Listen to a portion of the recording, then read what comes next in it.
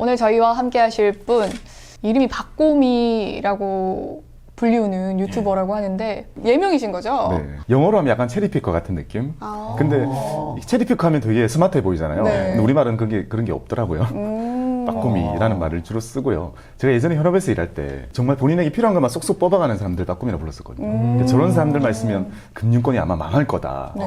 그런 얘기를 했었는데 그렇게 투자했으면 좋겠다라는 의도입니다. 저 같은 초보자 분들에게도 손쉽게 알려줄 수 있는 이야기들 많이 들어보도록 하겠습니다. 먼저 이야기를 해볼 것은 채권. 채권. 네, 채권이 전 뭔지 사실 잘 모르는데 채권이 네.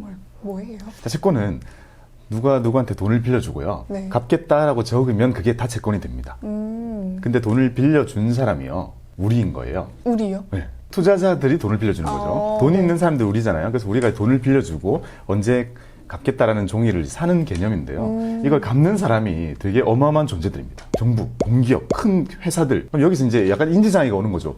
돈이 필요한 사람은 나야. 내가 돈 필요한 게 평생 느꼈던 건데 그들한테 내가 돈을 빌려준다고? 라는 개념이 약간 꼬이긴 하지만 그렇게 이해하는 게 제일 쉽습니다. 되게 쉽게 설명을 해주시네요. 정부한테 돈을 빌려주고 정해진 날짜에 이자를 주고요. 네. 그리고 만기가 되면 원금을 돌려줍니다. 그게 그래서, 바로 채권이구나. 나라가 돈을 빌린다. 네. 그것도 좋은 뜻은 아니잖아요. 나라가 왜 돈을 빌려? 최근에 또 문제되는 게 한국전력, 한전채. 그러니까 한국전력 대체 돈을 왜 빌려? 이러면서 채권 시장에 대해서 사람들이 관심이 굉장히 많아졌거든요. 지금 상황 어때요? 채권 시장은? 먼저 국채는요. 네. 원래 어마어마한 발행량이 항상 있죠. 왜냐하면 한 달에 몇 번씩 찍어내잖아요. 그러면 그게 뜻하는 거는 매달 만기가 도래하는 채권이 있다는 거잖아요. 결국 돈이 계속 돌고 도는 거라 끊임없이 국채는 발행이 되는 거라 네. 이제 국채에 대한 발행량을 걱정하기에는 우리가 너무 이제 세계관이 큰 거죠. 그래서 그 국채는 걱정할 필요가 없다라고 생각을 해주셔도 됩니다. 네. 그럼 거기서 더 나아가서 한국전력이 돈을 빌려준다. 여기는 이제 개념이 약간 달라지잖아요. 한국전력이 돈이 없나 보다. 그거는 맞죠. 네. 돈이 너무 없죠. 왜냐하면 한국전력은 좀 특이하게 원재료를 밖에 사와가지고 전기를 만들어서 우리한테 싸게 공급해줘야 되잖아요.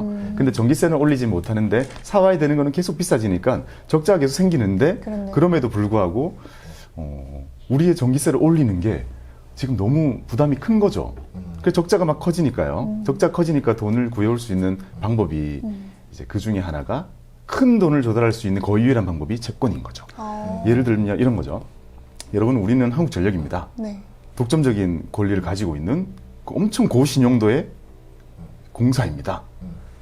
우리 전 국민들에게 이제 이 정도 돈을 빌려주시면 이자를 이 정도 드릴 테니 채권을 사주세요라면서 찍어내면 거의 서화가 되는 거예요.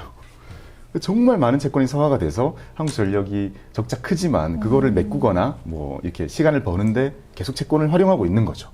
그러면 이것만 봐도 약간 문제가 있죠. 문제가 당연히 있겠죠. 생길 수 있겠죠. 근데 거기까지도 제가 생각할 때는 세계관이 좀 크다. 다시 나에게로 돌아와서 네. 한국전력보다 지금 나의 지갑, 나의 가정, 내 가게를 걱정할 때 또는 생각을 해볼 때 네. 한국전력에서 발행하는 채권을 사면 좋을까? 좋은 것 같습니다. 소액으로도 가능해요? 네. 1,000원 단위로 할 수 있어요. 1,000원 단위로도 할 수 있어요? 네. 근데 왜 사람들은 채권에 대해서 관심이 좀 덜한 거죠? 저는 몰라서 그랬다 그래요 싶어요. 네. 그래서 제가 채권의 초창기 때 막 단어가 나오려 할 때 제가 제일 빠르게 보셨어요. 그래서 아마 그 재테크 채널 중에서 채권 이야기를 제일 먼저 푸른 데 중에 하나가 아마 그때 제가 고민님 모셔가지고 우리 채널에 했었거든요. 네. 그때부터 채권이 유행이 막 불이 붙더라고요. 저는 준비해놓고 기다리는 삶을 살거든요. 준비해놓고 기다리는 투자도 삶. 준비해놓고 기다려야 된다 생각하고 사업도 준비해놓고 기다린다 생각으로 항상 준비를 하는데요. 채권은 저 유튜브 시작하고 나서 얼마 지나지 않아서 이 채권을 만들었어요. 만들고 오랫동안 무관심 속에 수면에 깔려 있었는데 어쨌든 네. 몇 개 계속 만들어 놨거든요. 네. 아마 컨텐츠 제가 제일 많을 거예요, 진짜. 채권을 계속 깔고 있었는데 주식이 너무 좋잖아요. 네. 채권은 상대적으로 전혀 할 이유가 없거든요. 그리고 이렇게 있다가 언젠가 채권이 인기가 있는 날이 올 거야. 라고 하면서 갑자기 우욱 올라와가지고 갑자기 요즘에는 채권 전문가처럼 돼버렸는데요. 그러니까 저 같은 초보자 입장에서는 주식이 좀 내려갈 때 채권이 좀 올라간다 뭐 이런 뭐 이야기들은 들었는데 뭐 그런 경우도 좀 해당이 되는 건가요? 보통은 그렇습니다. 보통은 주식이 안 좋을 때는 채권이 좋고 네. 두 개 좀 시소를 타는 경향이 있거든요. 근데 그것보다 좀 차이가 있는 거는요. 채권 자체가 본질적으로 되게 좋아요. 너무 좋거든요. 너무 좋은데 우리 개인 투자자들이 할 수 없었던 이유는 아무도 알려주지 않고 아무도 내 눈앞에 가지고 와서 이거 괜찮아라고 추천하는 사람이 없는 구조였습니다. 그래가지고 제가 현업에 있을 때도요. 채권 거래를 많이 하잖아요. 자산가들이 거래를 많이 하는데 보니까 뭐야 10,000원, 1,000원으로 사지는데 자산가들만 이렇게 막 덩어리를 사가잖아요. 네. 소액으로 사도 괜찮겠는데? 띡 보면 우리가 흔히 가는 은행에 예금을 하잖아요. 네. 그 은행의 채권이 금리 더 높은 경우도 많거든요. 지금도 신한은행 5% 막 이렇게 나오던데요.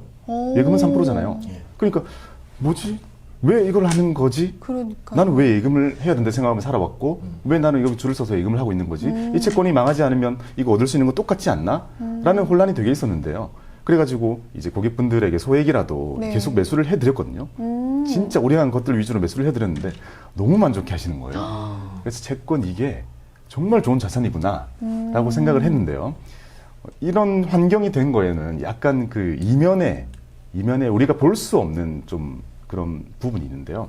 채권 자체는 안전자산이잖아요. 네. 그래서 기관들끼리만 거래를 하는 게 보통이고 그러다 보니까 덩어리잖아요. 네. 큰 자금이 거래를 하다 보니까 퍼센트로 했을 때는 이게 수수료나 이런 게 너무 작은 거예요. 그러니까 이제 그 누가 얘기를 해도 100억씩 막 사줄 게 아니면 이게 돈이 안 되는 자산이다 보니까 우리가 뭐 1, 2천만 원까지 자산 배분을 하거나 채권 투자를 하려고 할 때 접할 수가 없는 거죠. 그렇구나. 그러면 미국의 금리 인상 좀 이야기를 결부해서 해보자면 금리 인상 아직 안 끝났잖아요. 그런데 왜 또 채권 금리가 떨어진다 이런 이야기들이 있는데 무슨 내용일까요? 미래를 보는 관점을요. 되게 가까이 한 1, 2년 또는 2, 3년 정도로 가지고 오는 그 세계관 하나랑요. 한 10년 뒤랑 이렇게 두 개로 나눠서 봐야 되는데요. 자, 짧게 1, 2년 뒤 이런 거는 금리 자체도 인위적으로 정하잖아요. 미국 정부가 연준이 정하잖아요. 네. 인위로 정하는 거고 우리가 여기 있는 채권을 살 때도요. 정해진 걸 살 수 있어요. 네. 그러니까 중기차라 부를 수 있는 1년, 2년, 3년짜리 채권을 살 때는 우리가 만기까지 기다릴 수 있기 때문에 내가 이 채권 투자를 해가지고 얼마를 얻을지가 너무 명확해져요. 명확하고 그 자체도 높잖아요. 기준금리가 높으니까 채권을 통해서 우리가 얻을 수 있는 금리도 당연히 그보다 높고 확정돼 있기 때문에 아예 채권 투자는 여기는 금리를 고려하지 않고 투자를 해도 되는 거죠. 금리의 방향성을 고려하지 않고 투자해도 되는 거죠. 근데 10년 뒤로 보내보면 10년 뒤에 만기가 도래하는 채권을 지금 거래를 하거든요. 네. 근데 10년 뒤에 원금을 받잖아요. 네. 그러니까 이거는 10년 뒤에 금리가 어떻게 될 것인가 가치가 지금 막 반영이 돼요. 그리고 10년 뒤에 금리를 결정하는 요소도요. 사람들의 시장에 있는 많은 사람들의 전망과 심리 이런 게 자동으로 만들어져요. 그러니까 인위적으로 조정이 불가능하거든요. 그러니까 결국 지금 미국의 금리 인상이 끝나지도 않았는데도 멀리 있는 금리가 내려가는 이유는 요거는 사람이 조절할 수 없고 네. 떨어질 거라고 생각하는 사람들이 많은 거구나. 그러면 나는 저 10년 뒤에 만기가 도래하는 채권을 산다면 이득을 얻을 수 있겠구나라는 생각을 지금 할 수 있는 거죠.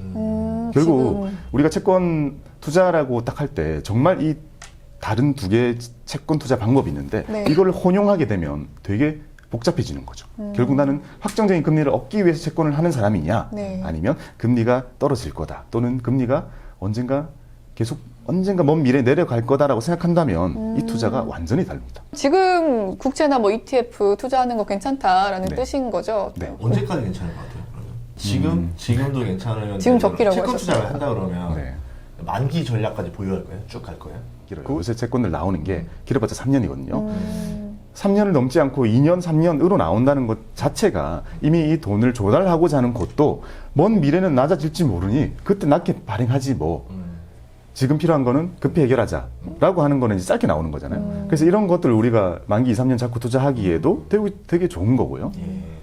이제 장기 채권들은 만기나 이런 것 따라서 리스크가 많이 달라지겠지만 결국 이들의 수익률을 결정하는 거는 금리잖아요.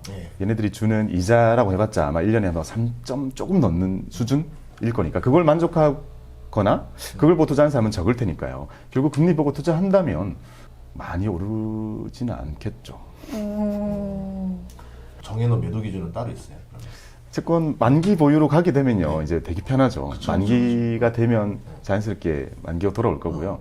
또 하나의 선택지가 있다면 만기가 돌아오지도 않았는데 금리가 많이 이제 떨어지게 되면 이 채권도 가치가 올라 버리거든요.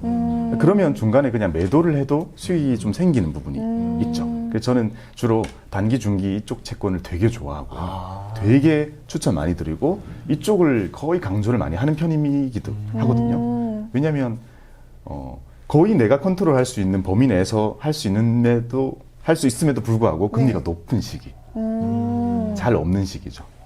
그래서 지금 마음껏 이쪽을 즐기고 장기는 사실 이제 전망 들어가야 되잖아요. 저는 전망을 잘 할지도 못하고 해봤자 항상 틀리더라고요.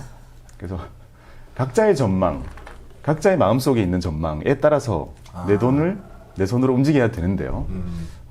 혹시 이제 금리가 앞으로 먼 미래에는 결국 우리가 예전에 겪어왔던 것처럼 1, 2%, 막 3% 정도까지 계속 흘러서 떨어질 거다라고 생각하신다면 장기채가 좋은 수익을 안겨줄 거고요. 그리고 즉 그런 채권을 가지고 있을 때 이제 금리가 움직이면 얘네들 가격 올라가잖아요. 네. 올라갈 때의 그 오름의 폭도 철저한 개인의 기준이기 때문에요. 이게 막 인위적으로 잡을 수 있는 밸류에이션에서 잡을 수 있는 선 같은 게 별로 많이 없습니다. 그래서 실제로도 우리가 주식 투자할 때는 밸류 기반으로 투자를 많이 하잖아요. 근데 이 채권 쪽은 오히려 좀 기술적인 것에 의존하는 게 더 많죠. 어쨌든 사야 되네요. 좀 전 약간 눈빛이 약간 되게 어느 정도 안 되겠네. 어느 정도 들어가면 되죠. 저희 그 눈빛이 10년을 눈빛이었어요. 잘못하면 30년 갈 뻔했어. 금융인들이 약간 그 솔깃한데요. 단호한 얘기를 때 다 데미지를 읽거든요. 지금 사면 되네요. 지금 사면 되는 거 아니에요, 이제? 이제 좀 사야 될 것 같은데. 자, 오늘 사고 책임지면 되죠. 비중을 어느 정도 들어가면 되죠, 제가? 네, 여기서 이제 스테이지 2가 들어가는데요. 네. 자, 이제 내 돈은 내 손으로 이 관점에서 볼 때, 이제 내 돈은 아니기 때문에 제가 여기서 또 경계의 말씀을 이제 드려야 되겠죠. 우리는 오랫동안 고질적인 저금리를 겪었어요. 그렇죠. 저도 증권사 입사할 때부터 업을 나올 때까지 저금리였거든요. 그래서 저는 내가 죽을 때까지는 저금리인가 보다라고 생각하고 살았어요. 근데 엄청 단기적으로 올랐잖아요. 그래서 이걸 바라보는 시각이 되게 여러 가지인데요. 일부는 과거가 억지로 눌렀던 거고 이제 올라가는 이대로 우리가 살아갈 거야 라고 생각하는 사람들이 있고요. 아니야, 지금 억지로 올린 거야, 결국 내려갈 거야 라고 생각하는 시각이 있거든요. 그렇겠죠. 요거를 판단할 수 있는 기준이나 지혜는 저에게 전혀 없거든요. 어떤 판단이세요?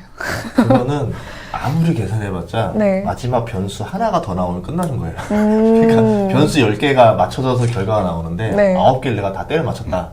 하나 틀리면 또 끝나요. 보세요. 만약 일단 여기서- 모르신다고 하셨고. 오른 채로 가잖아요. 네. 그럼 장기 채권 수익이 안 날 겁니다. 금리가 떨어져야지만 수익이 나는 거다. 그렇죠. 금리가 떨어진다는 가정을 그렇죠, 우리가 지금 그렇죠. 은연중에 하고 있는 걸 수도 있어요.